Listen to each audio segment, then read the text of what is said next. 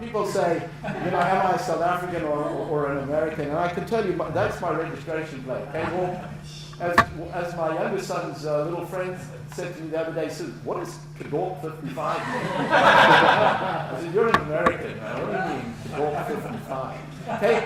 Kadorp 55 has always been my registration plate. I have, for me, I've always identified myself as a South African. I do have an American passport now. My family and I have gone to watch the Springboks in the last 2 World Cups. We're in love still with the homeland. But I have to tell you, I love America too. America's been very good to me. It's been very good to my family. I think it is a land of great opportunity. I think that people are people all over the world. We're so quick, I think, to stereotype people. And, Americans is a big, loudmouth, brash American tourist that we heard of perhaps growing up in South Africa. But I found people in America who are wonderful people. And I can identify with people in America as being very similar to friends I have in South Africa. They speak with a different accent, but people are people, and they're wonderful people in this country. I've always found people very open. I think I owe everything I have to an American to help me in life.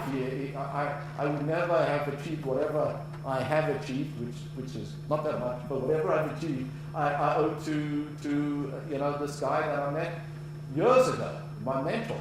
And but I found that all the way that I think this is a great country. I do think this is a country of great opportunity. And we've been very happy here, and we love going back to South Africa whenever we can. I think South Africans have a very strong work ethic. I really do. I think we grew up with a strong work ethic. I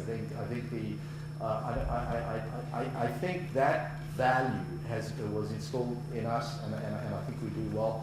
I think South Africans by and large come here, with a desire to succeed. I think the fact that you're an immigrant, I think also it has to motivate all of us. Because we moved to this new country, and I think it's that drive, it's that passion to succeed. So I think we come from by and large, a good education system in South Africa, and I never found it. I used to sit even at YPO meetings. Most of the people that were in my YPO were Harvard and Stanford and Yale graduates, and sometimes it was very intimidating, but. I was at Krugersdorp High School. What a Krugersdorp? I want to have a look at my registration plate. I'll show you something. But and Wits, I went to Wits. So, but it can be. But I think that at the end of the day, I think you're judged on what you do and not what you say you're going to do. And I think we judged on results. We measured on our results. And I think in my case, I was fortunate enough. Again, I think I had a lot of good things working for me. But